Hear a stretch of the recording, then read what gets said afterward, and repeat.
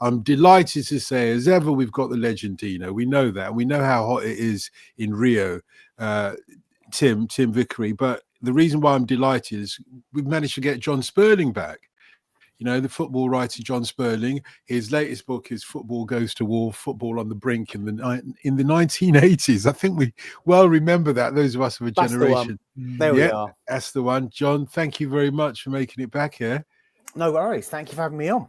It's always a fascinating conversation. So you've chosen to talk about a classic England game in the World Cup of 1982. Yeah. It's l'Angleterre, or as they said in those days, Inglaterra versus Les Bleus de France, oui? Absolutely. A magical match from the 82 World Cup, which to sort of my generation, I'm 54, was the the start of still, I think, the most memorable tournament for reasons I'm sure we'll discuss throughout the podcast. But how old were you at the time? Amazing match. I was 12. Tim, you can work that out. Surely 12. O-level arithmetic made it to Hemel Hempstead. Not under pressure. Goodness gracious. Yeah, me neither, actually. That's why I was hoping you'd answer that one. So 12 years old. I think the game had just kicked off. It was there were 4 o'clock kickoffs, were they not? You had to rush back to school. You really did. And I was 17. And one of the things that made this so special for my generation is that I was just too young for 70. We got a black and white TV for 70 for my dad to watch the 70 World Cup, but I just turned 5 and I was too young for it. And then we didn't go to 74 and 78. So this is the first game. It's England in the World. It's the first time that you're watching England in the World Cup, and that makes it really memorable. It's the first time they'd actually qualified for a World Cup since 1962. I mean, that's actually qualified, because obviously they hosted in 66.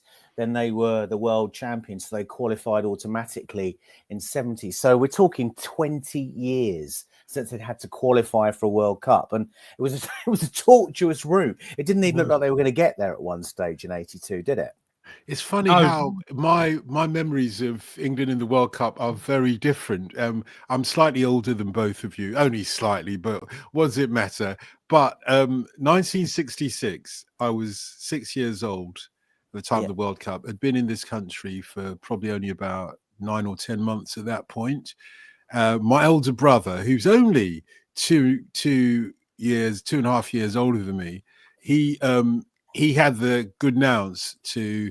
He's not even that. I think he's only 1.5 years older than me. This is the infuriating thing. He was so much more mature. He realised he had to watch the World Cup on a battered up old black and white TV, whilst I was out in the garden playing Cowboys and Indians in 1966. But I was 6 years old at that point. By the next World Cup, 1970, I just assumed that England were always in the World Cup. The World Cup was just part of a ritual for us. We'll go through the motions. We'll play Brazil. We'll give, 1 or 2 teams a hammering, but we'll always be there. So the experience that you lot have, and by 1970, by the way, the next 4 years, I had cottoned on really well that, no, the World Cup is the most important thing in my life, or in our lives, maybe our collective lives. But I have a different experience. So I always expected England to be in the World Cups, and the gap that you guys experienced, that was kind of like a long blip for me. Mm-hmm. Yeah, that's right. I mean, it was the first tournament I remember properly. I remember the 78 World Cup in bits, Argentina, Holland, but not a whole lot. But this was the first one. It was an expanded tournament now to 24 teams in there. And the kickoff times, because it wasn't South American times, were much more kind of geared up to me as a kid in terms of watching those. And I think the thing is that there was so little football on the telly at that time. As we discussed before, you'd have the FA Cup final, the European Cup final, if an English team was in it, England, Scotland. But here you had what was for that time saturation TV coverage. It was to be savoured. So when there were those afternoon kickoffs in the boiling heat of Spain, everyone just ran home. I remember kids just literally leg it out of school to get home for these games. So it's it's just that the very thought of a World Cup was memorable. And I think it's important to remember that 2 years before, England had really struggled in the 1980 European Championships. It's almost forgotten. No one remembers that tournament. They might remember. No, it was the first time that it was kind of done as a real championship. With 8 teams. We had a look at England's first game in that one, which was against Belgium in that Euro, which was in Italy. It was held in Italy. Yeah, and it was a disgrace, really, wasn't it? Because the far right hooligans erupted during the game. So there's all kinds of fighting with smoke on the pitch, and the game got delayed. So you're getting some of the nasty side of your own country just kind of rubbed in your face. Exactly. And I think that also set the tone for, the government's attitude towards football, because there's that famous picture, isn't there, before Euro 80 of Edmund Hughes and Kevin Keegan kissing Thatcher on either cheek. And I think she wanted to kind of bask in the reflective glory of the England team. Well, within a week, that clearly, wasn't going to happen. And from then on, she always had a beady eye on what was going on. And, of course, the backdrop to the 82 World Cup is the Falklands War. Because there was a lot of toing and froing over whether England would even play. Because obviously, and the opening game was Argentina, because Argentina were the champions. So they kicked the tournament off against Belgium, and we weren't watching that one. No, that was no TV coverage. No. The other Argentina games they kind of showed, but the first one they didn't show. You're right. The Falklands is the Malvinas or whatever. It's so much a backdrop to these times. Yeah, and of course it would have been interesting because of course Belgium won, didn't they? Argentina lost. So actually, if they did want to put one over on the Argentinians, the TV companies, they missed out. Because had they broadcast it, they really would have done, wouldn't they? Sorry, Don, I butted in. No, not at all, John. This is a conversation, as you know, and it's a fascinating conversation. It's always it takes football conversation to another level when we talk about the history, bring in some of the politics and everything that's going on. It gives it the necessary backdrop. Otherwise, it's just a 90-minute game.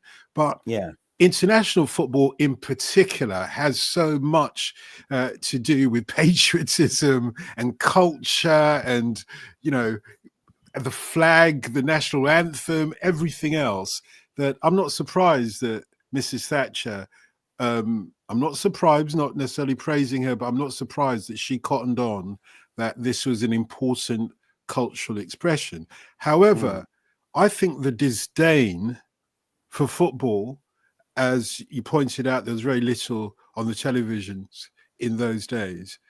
I think the disdain comes prior to the hooliganism. I think the hooliganism is a convenient excuse. But remember, we won the World Cup in 1966. Yeah, we should be owning the landscape. I agree, it's a different times than there weren't as many football stations. There weren't as many television stations. There wasn't as much coverage or opportunities to cover football. But I've thought about this over and over again, and I just can't. It's like, as I speak now, my missus has just flown off to Jamaica. Literally, I dropped her off at the airport a couple of hours ago, and she's going to Jamaica, invited by the Jamaican government as a sort of Anglo-Jamaican representative of reggae music. Right. And I'm looking and thinking, hang on, I covered reggae music for years, and for years, the Jamaican government had a complete disdain for it. Yeah.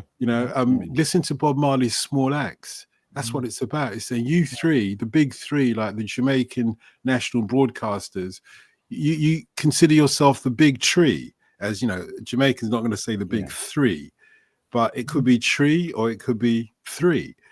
You consider yourself the big three. Well, in that case, we're the small axe ready to chop you down. And that's what reggae did with the likes of the Wailers. They chopped down the establishment. And the establishment had nothing to do with it. And it missed this incredible opportunity to turn its nation into a viable tourism-led economy. It just turned its back. So the likes of UB40, not knocking them or anything else, could come and say, well, if the Jamaican government doesn't like reggae, let's play it over here and make money off it, And that's how I feel with football. It wasn't until the opportunity to make money became irresistible that and if I might add just a very quick anecdote, this last point I'll make on it. If you look back over the centuries, working class cultures have always been appropriated by the middle classes. I always think of the theatre in Shakespeare's day, you can go to the Globe Theatre now in London and see there weren't any middle class people there. It were cramped wooden seats to watch something in an open environment. There weren't middle class. The one or two middle class people who could afford. That's why it's called stalls, because there were the penny stalls, where the rabble sat. The one or two people who could afford more, they sat on the stage. They paid to sit on the stage with the actors. That's what they could do. But then eventually the theatre is misappropriated by the middle classes, I tend to think. And suddenly the working classes don't even accept it's our culture. We're the ones who put this on the flipping stage. Yeah. That's a fair point. It's got a lot in common with what happened, because what is happening at this time is an assault on the collective working class, isn't it? Yeah. The whole Thatcher economic thing is a modern economy is now incompatible with a collective working class. Yeah. Hence, let's individualize everything and let's union bust and let's send our productive capacity offshore, where we can pay people less. So football's caught up in all of these things as well. I mean, Jon Spurling, magnificent book on football in the 70s. This is the follow-up, but the tone must be different, isn't it? The tone when you're dealing with the 80s, it must inevitably be different from the kind of knockabout fun that you had with the 70s. Yeah, as you said, there's lots of knockabout fun in the 70s, less so, in the 80s. And I think the England team, the whole book starts with England at the Euro 80 and World Cup 82, kind of sets the tone for what's going on. I mean, with the book, when I was pulling the book together, I communicated with Neil McFarlane, who you might remember was Thatcher's sports minister, and the press was he the miniature? Was he the miniature for no, sport? No. Colin Moynihan. Lord Moynihan as he is now. Yeah. Lord Moynihan, after a long court case to take the peerage from his brother who had gone astray in Thailand in let's just say massage parlors in Bangkok. So Neil McFarlane said, although the press was suggesting that the government didn't want the England to go, and actually there were 30,000 booklets about being in Spain, whatever, pulped a month before the tournament. Jimmy Greaves suggested there should be a glorified home international tournament, and all the proceeds go to the families of the servicemen in the Falklands. So I think England not going was probably a closer run thing than we thought. But I mean, what Neil McFarlane said is their main concern was what would happen if England, Scotland, or Northern Ireland, who also qualified, met Argentina in the World Cup. Then what would happen? And I said, was there a plan in place in case they did? And he said, no, we just had to, hope that didn't happen. Unfortunately, it didn't happen. But he said, and, I don't know how accurate this is, but Thatcher was absolutely adamant, as was the Queen, that England had to go, which is ironic because obviously Thatcher was less keen for the, in 1980 Moscow Olympics. She was very much England needs to, or Britain needs to, boycott like the Americans. So there's a lot of international global politics behind the scenes there. But England went, and there's a lot of excitement in the country. I mean, there wasn't the SO coin collection there was in 1970. Yes, I remember that one. I had the whole. Yeah, of course I remember that. I had the whole booklet, covered. Oh, I can't remember. Oh yeah, that was a good one. Those are the good old days, mate. I didn't even own a car, but we stood by the SO station. I thought it was Shell, but maybe it's SO. We stood by the SO station begging people to give us their coins. But there's, the England Admiral kit, the blue and red epaulets. It's one of the first replica kits to properly take off during that time. But I'm not feeling that kit. I was going to say something about that kit. I know everybody goes on and says, no, you lot, maybe it's a generational thing. I can't see how England red, which is our World Cup winning color, translates into England red and blue. It's in my head, it's a bit confusing. Well, when that kit first came out, a bit like the older Admiral kit with the red and blue stripes down the arm. Some, I wouldn't say more patriotic players, but some traditionalists thought that it was too British. And I think that there was a feeling at the time that actually it's the British, the Union Jack was kind of softer. whereas they were already associating the Cross of St George with hooliganism. I don't remember the Cross of St George till the 90s. Yeah. I don't remember it. I just thinking, we just thought like the Union Jack was ours. Yeah, I mean, they also had a commercial time with British Airways, BA.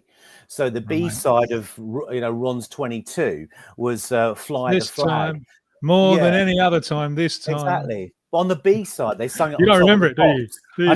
I've no idea what you're talking about. I have absolutely no idea. And you don't remember it? No. Isn't it bizarre how generation this is? Because you go on and on and on about Back Home. Yeah, well, the 82 version of Back Home was We Are Ron's 22.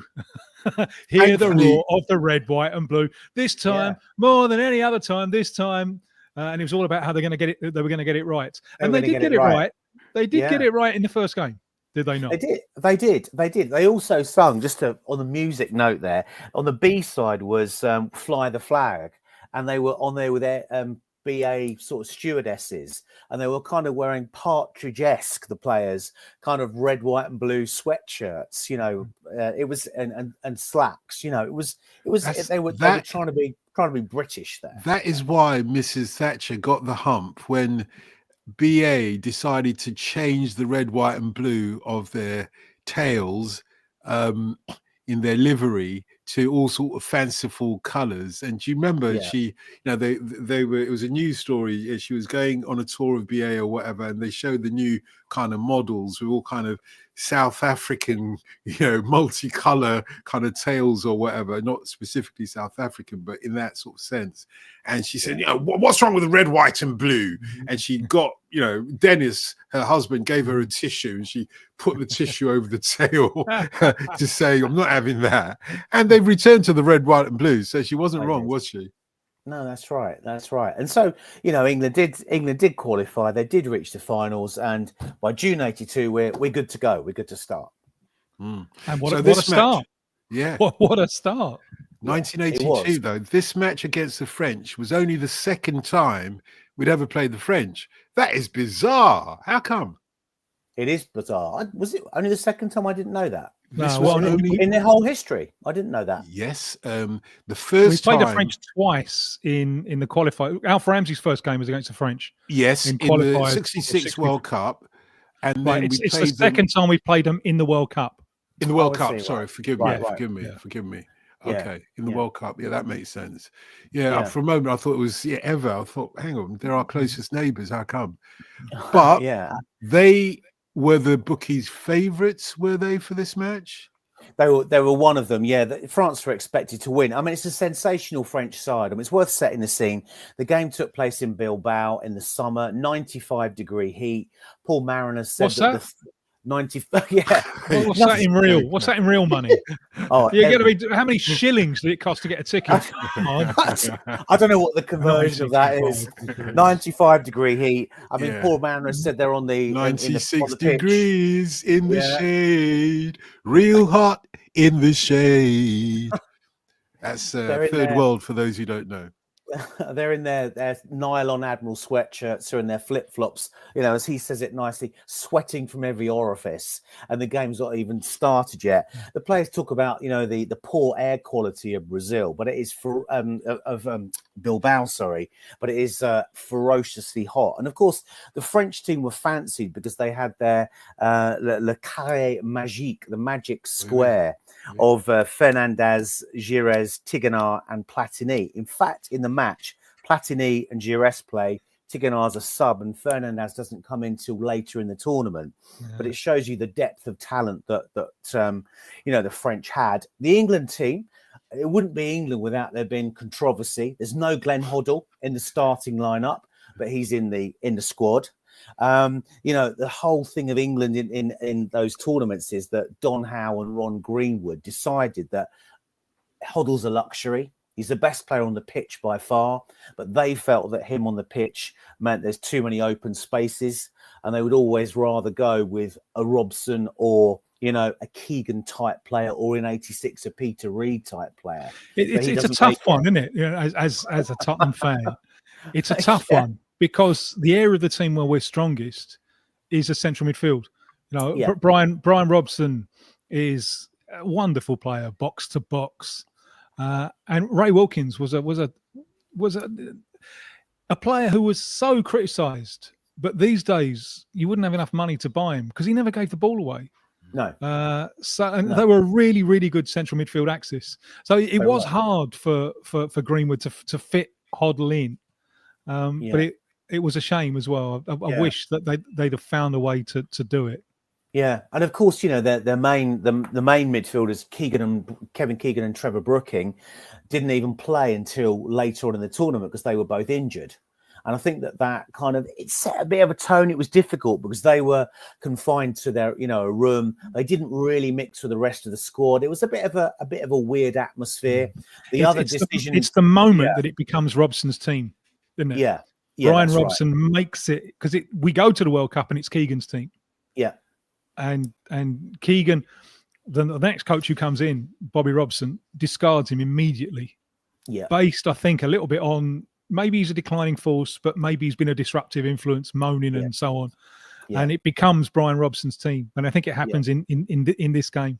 Yeah, I mean, Keegan saw the humour in the situation. He drew a red cross on the door, said, stay away.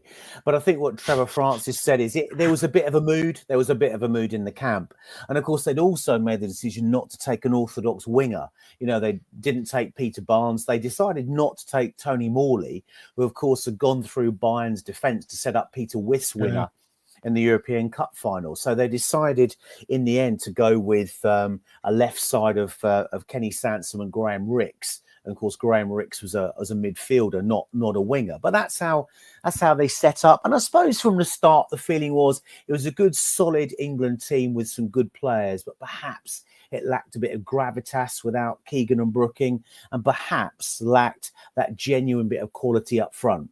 Which I think gets borne out in the end. But England in this match are at their absolute best. They're all the strengths of English football at the time. You can see when you watch the match. Certainly. Yeah, you can the thing see that amazes me. Go on. No, you go ahead. The thing that amazes me is from the kickoff. England get a throw right hand side. Yeah, and it's in. And who's there for the flick on? First minute, you got Terry Butcher. The young centre-back as he was then. First minute, second minute, he's up in the opposing penalty box for this throw-on. And it's he nods it on, and then Robson arrives at the far with that timing of the run that he had so well. And then the left foot finish. So, it's a really positive start. If you've got your centre-back in the opposing penalty area, and it's not a corner, within the first few minutes. No, exactly. And beforehand, the ironic thing is they practiced that move from the left. So Kenny Sansom had a hell of a throw on him, and then Butcher was going to come in from the other side. But it happened. They hadn't practiced with Koppel, who took that throw in doing it. But he, throws a brilliant ball in, Butcher, Robson. And, of course, those are the strengths, I suppose, of English football. Long throws, a towering centre-back, getting the flick on, and a very acrobatic, very skilled finish from Brian Robson. I mean, it's a great goal, isn't it? So Koppel can do the throw just like Kenny Sansom. Koppel can throw like Kenny Sansom. But he probably can't do the Norman Wisdom impression, can he? I don't think so. No, I don't think it. Or Max Bygraves. Right. Oh, okay. Kenny Sansom was very good at his impressions. Okay. That's right. Okay. That's right. Max Bygraves. So one of the guys just put a question there. Was that the fastest goal ever? I think, wasn't that? It was at the time. At the time, it was. I think it's been beaten. Fastest World Cup goal ever. I think it's been beaten subsequently. But at the time, like Tim says, remarkable, or a very good goal, I should say. And Brian Robson's there for the second as well. What are the French doing at this time? Because from what I could see from we watched it with French commentary, which had a lot of ooh la las, attention, attention, voilà, le petit coppel. Oui. Or mercy me. But because it seemed like they were taking a lot of, maybe it's because the England defense pushed them out of the penalty box, but they were taking a lot of pot shots from 20, 30 yards out, and they didn't seem to be going anywhere. there's a lot of long range shots, which is kind of sticks out because you don't really see that in football anymore, do you? You know, managers these days don't like long shots. Hair out. It's a waste. What are you doing? I know. How do you expect to score a goal from there? You know? Yeah, I know. It's kind of gone beyond now, hasn't it? But France are cracking it in, trying to score from long range.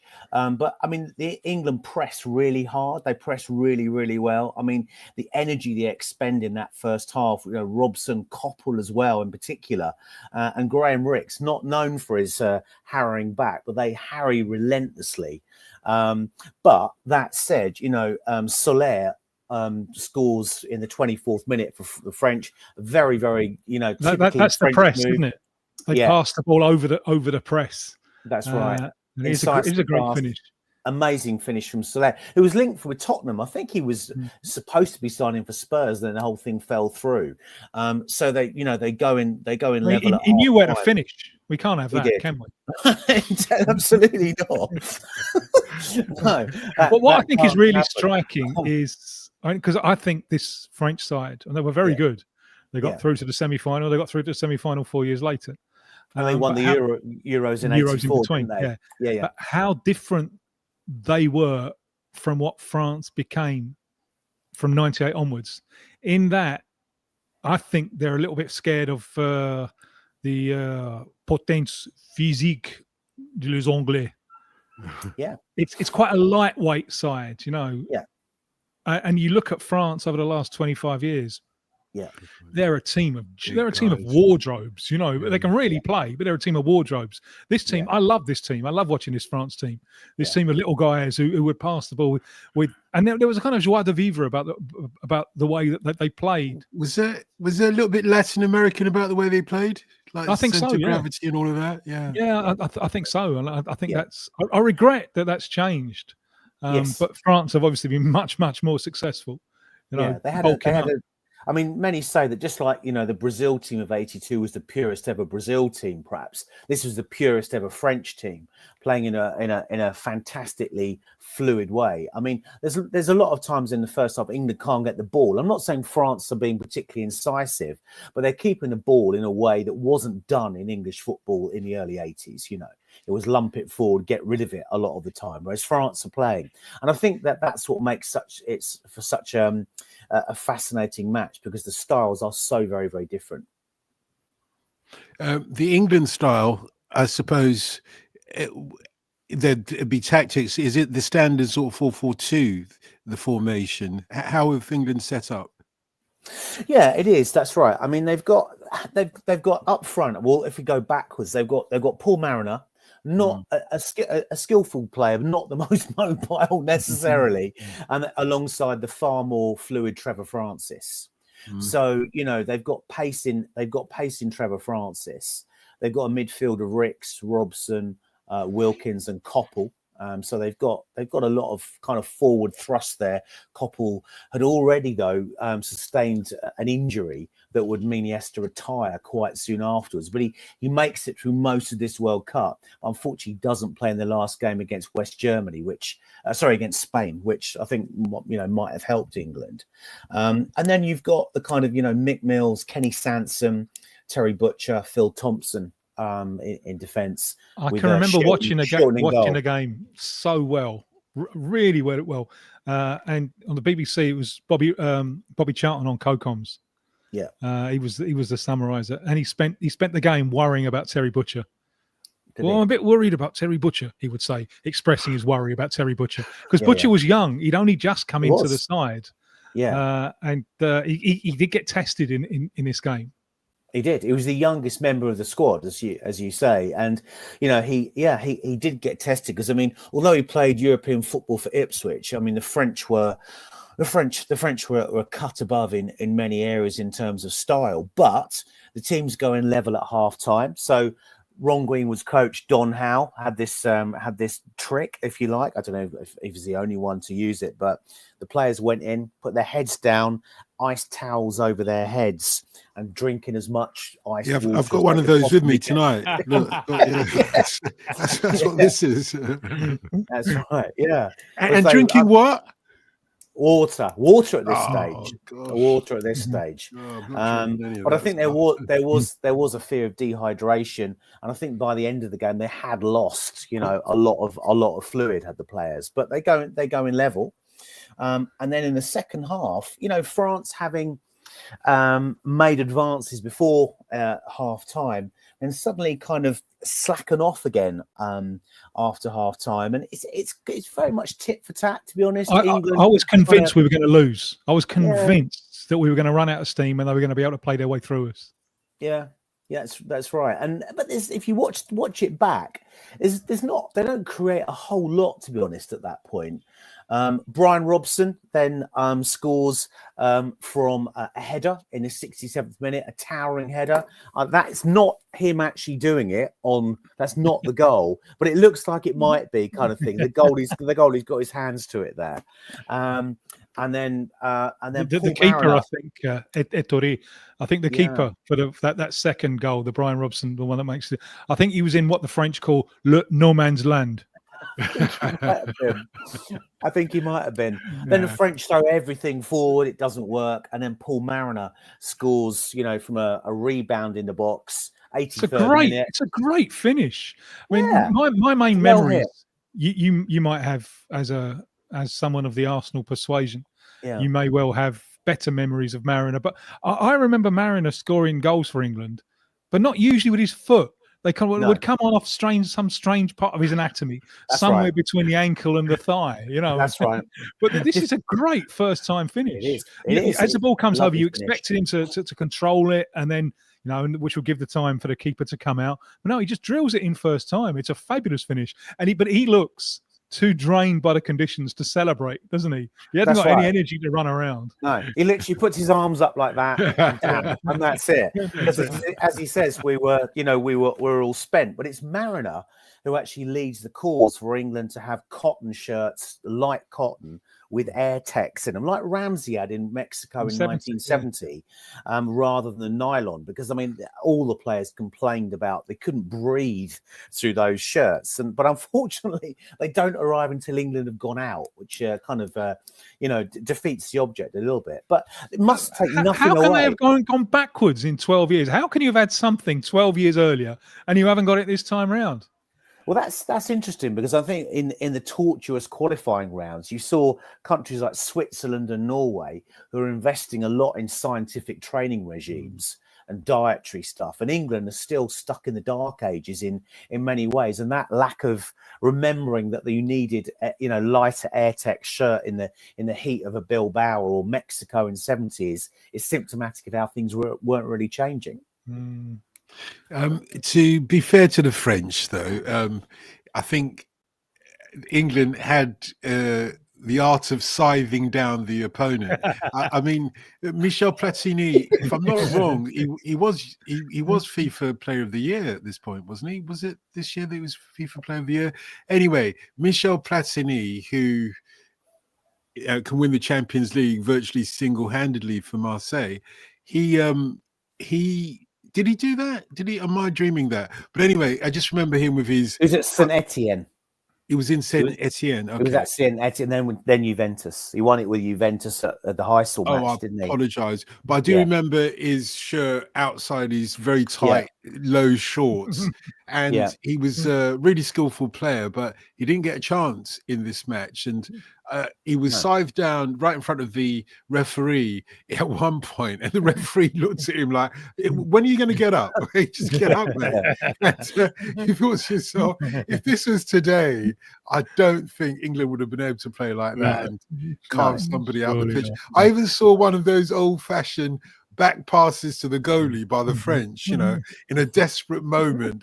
We'd have scored if he hadn't back passed it. And the goalie picked it up with his hands. You just thought these are different times. Yeah, to be fair to the French, though, England didn't give them a chance to really I think, Platini and the French, I think that they were victims of what the French call the English tactic of let him know you're here. Yeah. I think a lot of the time you call it high press, wouldn't you? England literally high press. Le high press. They squeeze the life out of them. They do what they do very, very well. I think it's the only goal they that concede in the tournament. Yeah, well, exactly, and this is as kind of bad as it gets until the semi when they go out for France. But it's as good as it gets for England. That's the high point of their World Cup. So, you know, afterwards the players, you know, they refresh themselves in a way that 80s players did by drinking plenty of sangria and beer. They beat Czechoslovakia 2-0 in the next game. They qualify, at which point Ron Greenwood, always known as quite a cerebral coach, you know, he coached Hurst, Peters and Moore. He said, you know, great stuff, lads, go and get drunk. You know, that's literally his order, and they do it to the letter. I mean, even as I say, Paul Mariner said it was a phenomenal session, even by the standards of 80s footballers, for one day only, of course. But you do sometimes think if they'd eased off a bit on that, would they have conserved their energy for later on? And it's quite a happy camp. I mean, I think what some of the players said, they were just happy to be there. You know, they're good, solid English players. They're happy to be there. There's none of the dramas that you've got in, say, the Italian camp, where the press, you might recall, put out a story that Cabrini and Rossi were having an affair. I don't know if you remember that. And the Italian players refused to speak to them.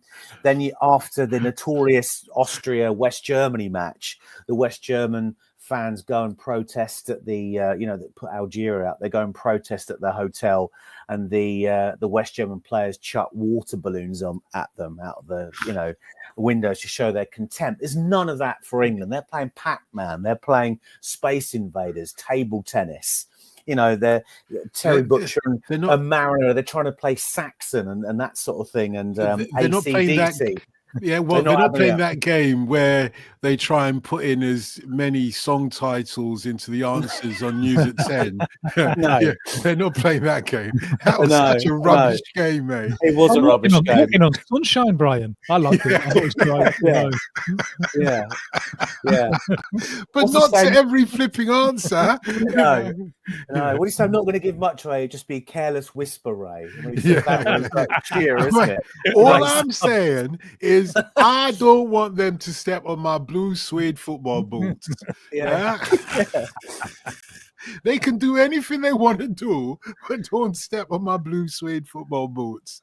I was reading a Brazilian book written during that, and after the group phase, said what we're expecting now is an England v Brazil final. Never judge the World Cup by a group phase, you know, because we were the two teams that had won the three games. That's right. I sometimes wonder if, because I think Ron Green was terrific, but I wonder if this came a little bit too late. I wonder if he'd have been a better choice a decade earlier, because the game, it always stuck in my craw. This one, it was a really strange format because there's three teams in the next group. And it's England, Germany, and Spain.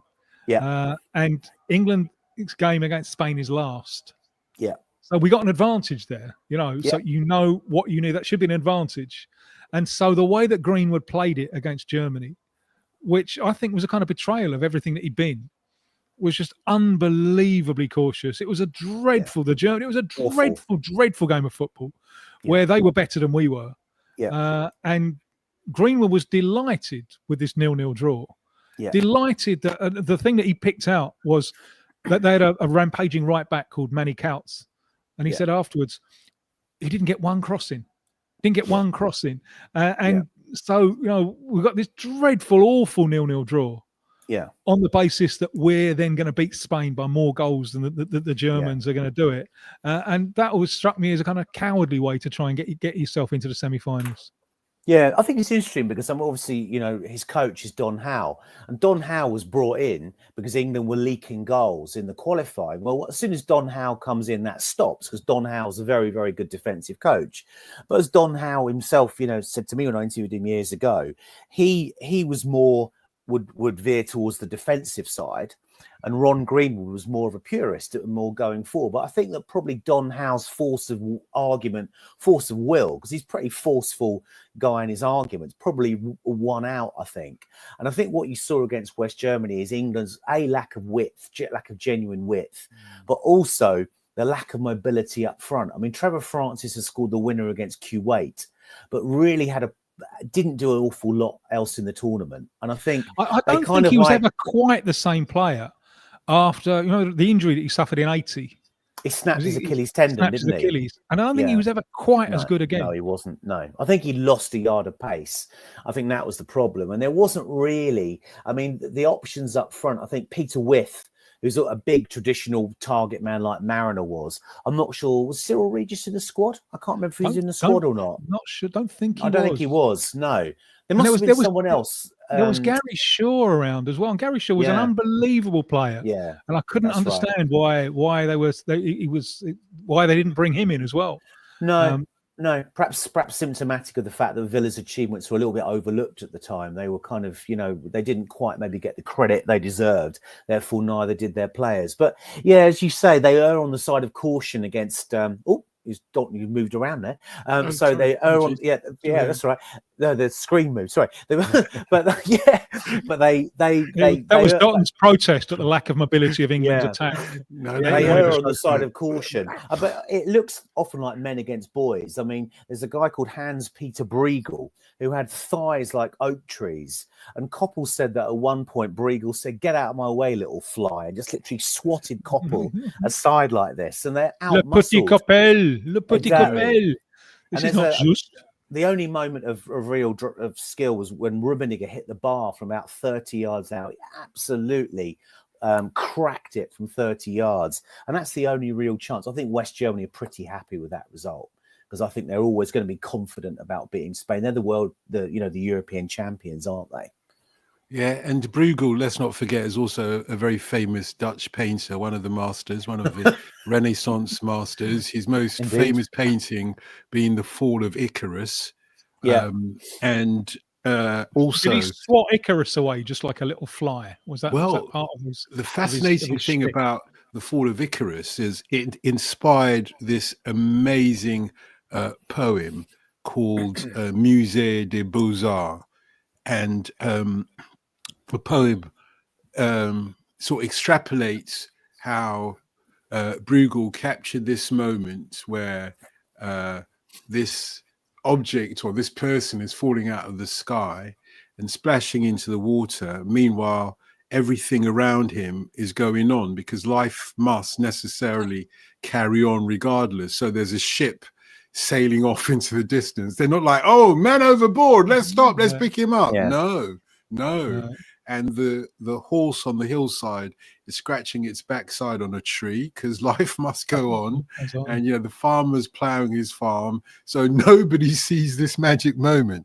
What a perfect metaphor for England's World Cup campaign in 1982. Talking of which, that's what we do here on the Brazilian Shirt Name podcast. We look at an iconic game from some time in the past. We've been talking about England versus France in the World Cup of 1982, 16th of June. And, our host has been Jon Spurling. The book is Football Goes to War. Let me see that book again, John, just in case. Yeah. There we are. There you go. Football on the brink in the 80s. And of course, like a true thespian, he's not just going football goes to war on the pitch, but it's got a wider context to it, as we were talking earlier on. But the protocol, John, we don't just look at an iconic game, we also look at the soundtrack to the 16th of June. There's one thing that has to be said straight off, and we're doing this the day after the death of Rick Buckler, who was the drummer for the Jam. I don't think people understand just how big the Jam were. And this is their last year. They're the biggest band in the country. They're going to split up at the end of the year. They're not in this charts, but they've had the number one earlier on in the year with Town Called Malice and Precious. And Town Called Malice is one of those anthems of Thatcherite Britain which has remained. And they ended up with the end of the year of Beat Surrender. And it's like when I saw that he died yesterday, like if losing Pele is part of losing your childhood, then losing Rick Buckler is for me part of losing your adolescence. As I said, I was just turned 17 when this happened, and that band had been my band for those years, helping me from being a child to being a proto man. So thanks very much, Rick, and travel well, old son. Absolutely. Yeah, good. Yeah, well said. I didn't even know that he'd passed, so thank you for that information. Again, I'm from a slightly different generation, and a couple of years before the Jam. I remember the first poster I saw of the Jam was on Oxford Street. It would have been in 77, or maybe just the beginning of 78 for the single In the City, I think it was. And it was just by Selfridges, maybe a block down from Selfridges, where C&A used to be once upon a time, if people remember that far back. But anyway, even at that point, which I'm pretty sure probably was 78 rather than 77, even at that point, I thought, not sure about this new wave business, because the Jam weren't quite punky enough for me. So my generation, the punk generation, the Clash, the Damned, and the Jam, as Bob Marley said in Punky Reggae Party, but they were just, maybe it was in 77 then I saw that poster rather than 78, but they were just a little bit too clean and pristine for me. I mean, nobody else was wearing suits at that time apart from people who thought they were nouveau mods kind of thing, and that's what they were essentially. And it wasn't really my younger brother, one of my younger brothers, loved the Jam, so he kept trying to feed me the Jam breakfast, tea and supper. But and it particularly, songs like from the album, what is it? Sounds. Sound effects. Sound effects. Yeah, sound effects. Particularly that album, I seem to remember. But then, of course, many years later, I ended up literally every morning seeing Paul Weller, because his daughter went to the same school as my daughters at the time, so he'd rock up, like proper rock and roll star, as if, I don't usually get out at this time in the mornings. What, 8:30 in the morning? Nah, I'm a rocker. I'm supposed to be up after midday. But he'd be wearing the obligatory Levi jeans jacket, and his hair would be obligatorily styled in the way that you'd expect it to be styled. And then after that, here's the joke about it. And I swear I'm not a wealthy person. I don't have any money. But the school became one of these sort of celebrity schools. A school in Belsize Park in Hampstead called St. Christopher's School, because then after that, Noel Gallagher had his daughter Anais go there. And then just when I took my daughters out of there, I was told by a colleague of mine who had started his daughter there that in the opening day they'd gone there and there was this woman in big round glasses, and it was Kate Moss. Anyway, that was the school. But back in 77, you and your punk credentials, you were down with Adam Ant. And look at him now. No, I was going to start with this. It's your fault. Look, I'm sorry. Do you mind, John, if I just kick off on this very quickly? That's fine. No problem. Because Tim's absolutely right. The beginning of 77, I saw Adam and the Ants, as they were then, for the first time at a club called the Vortex, which is right at the end of Dean Street and Oxford Street.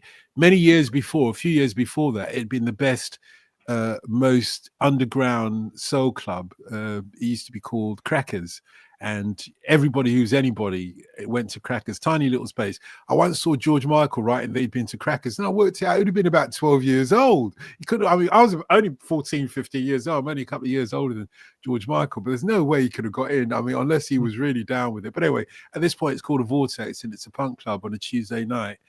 And Adam and the Ants was the best thing I ever saw there. I mean, live, they were absolutely amazing. Like hardcore punk, like the Clash for a lot of people are the ultimate punk band in sound, in look, in politics. And that was what Adam and the Ants was like. I remember these one time, because punk obviously was a London thing. And it's not like today when something happens in one part of the world and then boom, it explodes in every single part of the world, like the Gangnam Style. It wasn't like that. In those days, punk was happening in London. It was pretty much still underground. But obviously, if you're down with the kids, you know that, this is a tourist experience. All these Italian kids have been brought to the Vortex that night to come and see what punk was about. And Adam was doing this to all the Italian kids,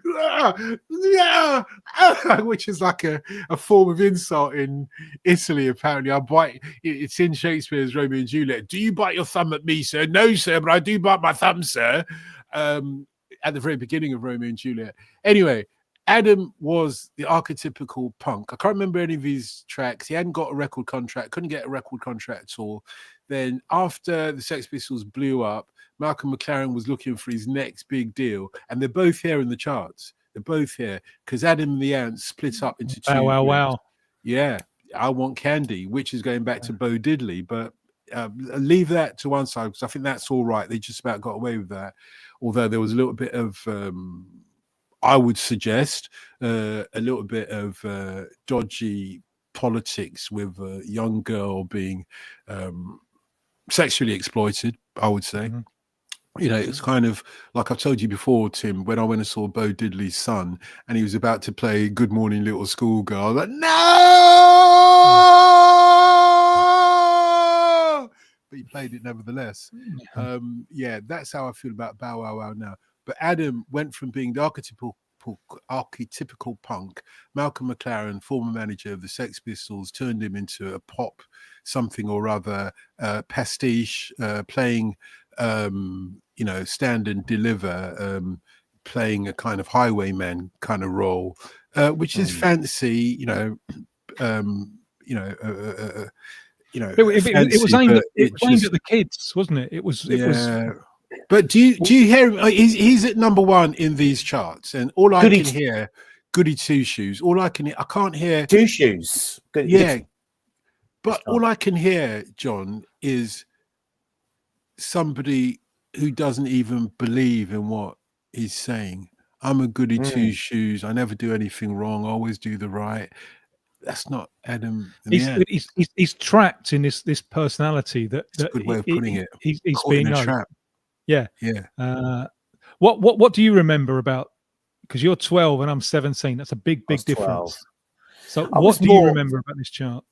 I was more into the Jam, to be honest with you. I'm just thinking about Rick Buckler there. I mean, my favourite Jam album is The Gift. Actually, I really like it. Yeah, exactly. Which I really like The Gift. So I could take or leave Adam and the Ants. I don't mind Stand and Deliver. But Goody Two Shoes, as you say, it's not. There's no depth to it. It's kind of style. I mean, he has got a certain style. I'll give him that. But there's no real substance to the song. So I could always take or leave Adam and the Ants. Really, I remember really clearly just a few months earlier, thinking I was watching Top of the Pops, and I'm thinking it's changed. I probably didn't know the word zeitgeist back then, but the it's changed. It was Top of the Pops, and there was. I think it was the first appearances by Haircut 100 and ABC. And, all right, nothing against them. I quite like the odd song. But suddenly you're into an era which is more frivolous. Yeah. And I think that the transformation of Adam into what he became is part of this as well. 100%. And I've always had troubles understanding this because this is the time now where things in the country are really kicking off. If it wasn't for the Falklands Malvinas War, Thatcher was on her way out without any doubt. Landslide. It was the most unpopular government ever.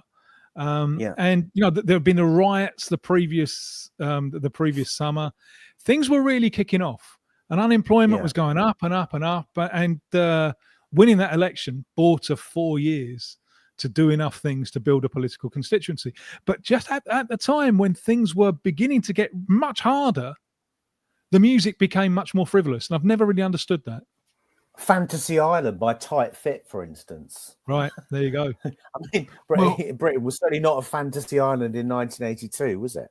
Having said that, though, I think after punk, perhaps with the election of Mrs. Thatcher in 1979, and she did have a constituency, Tim. Remember, she's the person that got the working class vote for the Tories by letting people buy their council houses on the cheap. Yes. Yeah, on the cheap. Yes. She had a huge constituency, and I think her she would have described it as patriotism, like don't do Britain down, whether you're a union representative or you're a teenage kid on the street singing God Save the Queen and the fascist regime. Don't do. I think that got to the powers that be, and I'm talking about television and radio, and it led up to the kind of misplaced, maybe patriotism of the war against Argentina, or the Malvinas, if you prefer, because you look at Adam Ant and Susie and the Banshees, who I think is also in the charts. These were two veteran punk outfits that never got record deals. They never got record deals. And what that told them was, let's go punk. Yeah, she's at 23, fireworks with Susie and the Banshees. That's nothing like the Susie and the Banshees that I saw live at the Marquee. Goth, they yeah, exactly. But they went kind of mainstream, both of them. I think Hong Kong Garden was her first hit, which is kind of like a pop tune. You know, it's like whether she's goth or not, it was just like a silly little pop tune, which is fine, but it was indicative of a move from the militancy, anti-establishmentism of punk music. You know, the first time, and one of the things that put me off the Jam, going back there, I read in one of the music papers, NME or something like that Paul Weller's saying, well, next time around, I'm going to vote Conservative. That was in 1977. That was in 77. When that's completely different. Yeah, no, but it doesn't matter. I'm saying that sticks with you, doesn't it? Because I wasn't necessarily a Labour voter, but I would say that you're anti-establishment. Yeah, I was anti-establishment. So hearing that you're going to go to the roots of the establishment for me was as unpunkish a statement as I could. And I don't think that ever left me. You know, it sticks with you, doesn't it? Sometimes I'm going to vote Tory because, you know, Labour's taxing us too much or whatever. Yeah, fair enough. Say you don't want to pay tax like the Beatles, but you don't say, I'm going to vote for Mr. Heath next time around, Mr. Wilson. Do you? Wasn't he trying to distance himself from the punk movement when he said that? I think that was, he said it. I don't know if he meant to say it, but he certainly meant to separate himself from the others, didn't he? It's a line between a little bit by being alienated by middle class intellectuals like Joe Strummer, you know, just not being able to understand some of the theories that he's been hit with. So you go back to what's safe, which is kind of working class tourism. Well, I know you say Joe Strummer, and I've to come back in. You know, Joe Strummer put me on stage for a reason, because he saw something in me that other people. Him, you know, but he wasn't really important. Look, he went to a private school. Yeah, okay, and that perhaps makes him middle class, or in those days, the director general was the person who defined what class you were in. If you went to a private school, you were middle class, but you would be hard pushed to find that middle class in him. His politics came from the squatting. He was a dropout. Yeah, and there were lots of middle class people who were squatting, but they were squatting to be, you know, to go down a class. They weren't squatting because, you know, they were going to rule the world afterwards, which they've subsequently done. And I went into advertising agencies. Yeah, and ruling the world, obviously. But I never, you know, Tony Blair was never a punk, I suppose. But I never ever saw Joe Strummer as middle class anything. He was, you know, solid working class boy, the way I saw him. He's had an education. Yeah, and he's educated himself along the way as well. Indeed, and the rest of us, we were educating us. I mean, the song that taught me more about than anything I learned in school was the Jam "Little Boy Soldiers," because it's about growing up working class in an imperialist country. About Queen and country, isn't it? That's one of the lines in it. Queen and country. God's on our side, and so is Washington. It's a fantastic song. It taught me much more than ever learned at school. Another thing that really leaps out for me from this chart, and it was quite a good time to be 17. Or when isn't a good time to be 17, I suppose. But in the kind of Motown of my generation, there's Shalimar, Night to Remember, pop soul, wonderful. Patrice Rushen's in there with Night to Remember, and the mighty. Is it Auguste Darnell, Kid Creole? I didn't think this was his mightiest moment. No, his mightiest thing for me is Stool Pigeon, but it's still a great song. Candy Statton's in there as well, isn't she? At number 39, and the one I've got up there as well. Suspicious Minds. I'm not sure if that's a best moment either, but I mean, I do agree with what you're both saying, actually. England World Cup squad's at number 70. This time we'll get it right. More than any other time this time. I can't believe you don't remember it. But I can't believe Tottenham's in there as well. number 60. And the Scotland World Cup squad. We have a dream. Can you sing that, Tim? I think it was with I can't remember his name now. The actor, Gregory's Girl. I think that was him. Was it John Gordon Sinclair? Was he leading them all saying, "I have a dream," something like that? I know you don't like Joan Jett and the Blackhearts in number 58, so I'm not going to mention that, Tim. Otherwise, we'd be here all night long.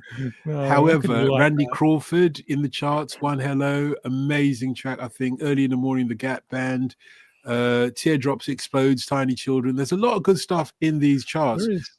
Even Soft Cell. Did you like Soft Cell? I thought it was an interesting idea. Soft Cell. I thought so too. That's good songs. Techno, Northern Soul. Let's put it together. Works.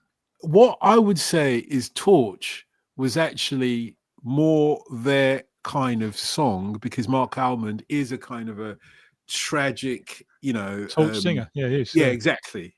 Much more so than Tainted Love, although they did Tainted Love amazingly. I'm not taking anything away from them. I tend to think it was better than the original. I know that's controversial, Tim. Please, let's not go there tonight. Do it another night or day. But I think there's so much dross in the charts, which goes to what you were saying early on, Tim, about, Work That Body, Dinah Ross. Work that body. I mean, she was like on a one-way trip to going nowhere, although these are some of her biggest hits, Chain Reaction and so on. But she was like becoming more and more of a disco star, which is beneath her, really. But Junior's, Mama used to say at number 12. Junior Giscombe, whatever happened to him? Well, he's still around, mate. He's done a few gigs with my missus. He's rocked up in a sort of glittering, bright red tuxedo, glittering. He hasn't put on an ounce of weight. He's got a few grey hairs here and there, but when he gets down to Mama used to say, he can still do, Mama used to say, Mama used to say. Anyway, however he does it. He's from that generation of English black singers or musicians who were so influenced by Stevie Wonder. Yeah, and Stevie Wonder's in the charts just a couple of points behind him. He's at number 12. Stevie's at number 15 with Do I Do. Yeah, they were. Omar as well. Stevie Wonder influence slightly later than Junior Giscombe. However, with Mama used to say, the one thing I respect about this is it was like the Beatles. He took this to the States and they just embraced it as something original. They didn't hear it like we hear it. Oh, it's like Stevie. They were like, wow, and he blew up in the States, arguably bigger in the States than he is over here still today. Wow. Reminds me a little bit of Lynx. Remember Lynx? Yep. Yeah. Oh, they're still around. David Grant, who lives up the road from me. He's on BBC Radio London on a weekly basis with his wife. He should be. Around. So he should be. Yeah, that song, Intuition. Yeah. Both of them, the junior song and Intuition Lynx, they're kind of mining that scene that Stevie opened up with I Wish. Yeah. I think they were certainly going to the clubs at that time with I Wish. Remember, that's my generation right there. We were certainly going to the clubs together, all the people that you've mentioned, the likes of David Grant, certainly, and Junior Giscombe.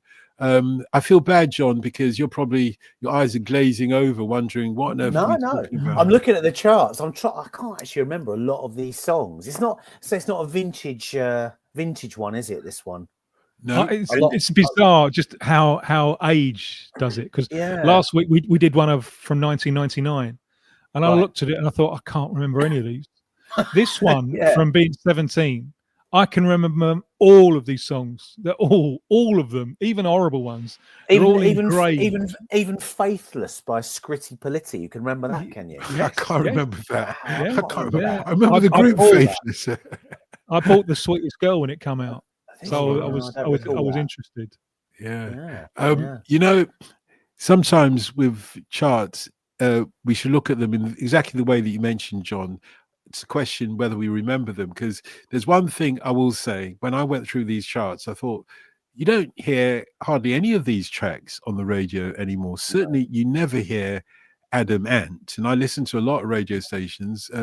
Stand and Deliver you might just hear every now and then, but Adam Ant is an artist that you never hear in the charts. Why there's some dross that sticks, isn't it? Like ABBA, for example. I never understand why people like ABBA. Never understand it, but it's stuck. No, it's dross that's stuck. Why isn't the dross of Adam Ant? Why isn't that stuck? Well, the songs aren't as good. If you compare it to ABBA, the songs aren't as good. The production isn't as good. They haven't thought through it. Or what ABBA did with their late manager and producer, Stig Andersson, as we call him in Sweden, but Stig Andersson, what they did was plan a course. Where's he from? He's from not Göteborg or whatever you call it, but he's from Sweden. He's from the south of Sweden, but I can't remember exactly where. No. It could be, yeah, it could be thereabouts. Love the way you speak Swedish, Tim, I must say. But what they did was plan a course. Every single member of ABBA were individual stars in their own rights before they went to the 1974 Eurovision Song Contest. So Benny Andersson, he played in one of the first Swedish kind of like pseudo 60s pop kind of bands. They were called I can't remember, the Telstars or the Hep Stars or something like that. And the other male in the group, Björn Ulvason, was like a folk singer, a young folk singer. Agneta Skog, the blonde-haired woman, had her own sort of like pop hits. I can't remember where the other woman had hits, but they were all individuals. So they were brought together by Stig Andersson. They weren't partners and everything, but that just became part of the selling. And you already had two people who could write brilliant songs in Björn Ulvaeus and in Benny Andersson. And the production of Stig Andersson was more universal than most Swedish artists would be. First of all, sing in English, the obvious thing if you want to have a hit. Also, try and sort of take in elements of the best of disco, which was big at that time, for example, or any other popular form of music, whether it be ballads and so on, and make it better than the original template. That's what they did. Yeah. Congratulations. Does that make sense? Well, I try. And I Want Candy, final word from me on this is I Want Candy by Bow Wow Wow. I love it, but they should have paid Bo Diddley the rights. Anything that goes doom, doom, doom, doom, doom, doom. I Want Candy is actually closer to Cliff Richard's Willie and the Hand Jive. But Willie and the Hand Jive also uses Bo Diddley's rhythm. So I hope that all makes sense. It's been amazing, guys. I think we'll call it a day or a night. Just one final thing to say. We just to call it off there. Obviously, the last game. We didn't mention the last game. England-Spain. England have to win by 2 clear goals to go through. Keegan and Brooking on the bench. Greenwood brings them on late. They actually had the 2 best chances. Brooking's shot is well saved. Keegan screws his header agonisingly wide. It wouldn't have put us through had he scored. And England go out. And that is the end of the 82 World Cup. The French game is the best moment. The first one. I don't know if you got the memo. We always try and end the Brazilian Shirt Name podcast on a positive note. Thank you very much. Well, we might have some questions, so we might be able to do that. Any questions there loaded up, Mark? If Robson is fit in 86, does he? Oh, that's a good question. Does he stop Maradona going on that mazy run? Ooh. Possibly. Of course, in the modern era, it would have been blown up because there was a really bad foul on Hoddle, wasn't there, before Maradona starts his jiggery-pokery in midfield. Would he have stopped Maradona? He would probably have had a better chance than Peter Reid. He probably would. He'd have had more pace about him, I think, than Peter Reid. Possibly. The question was from Lee in Swanwick. Well done, mate. That's a good question, actually. In fact, there's